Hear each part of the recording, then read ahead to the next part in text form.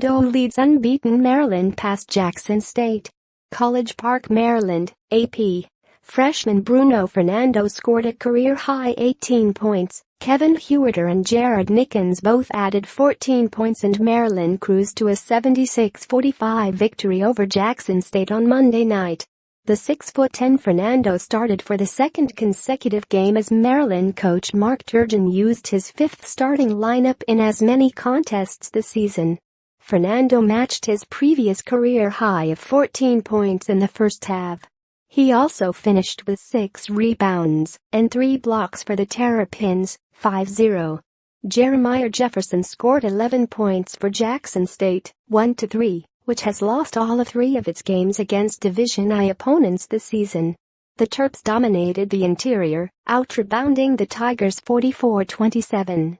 They had 16 offensive rebounds to Jackson State's 13 defensive rebounds and held a 24-15 advantage in second-chance points.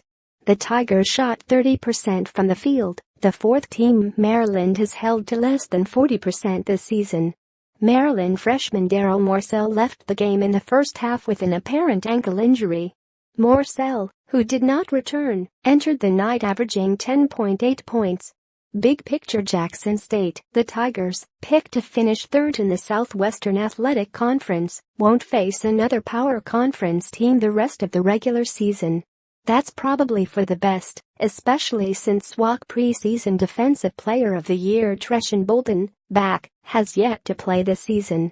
Maryland, Nickens produced his second double-digit scoring outing of the season after having one such game all of last season. The senior reserve's improvement is a welcome sign for a team that could face Syracuse, Purdue, Illinois and possibly Texas Christian in the next 14 days. Up next, Jackson State. The Tigers face Maryland Eastern Shore on Friday in the first 2 games in Niceville, Florida.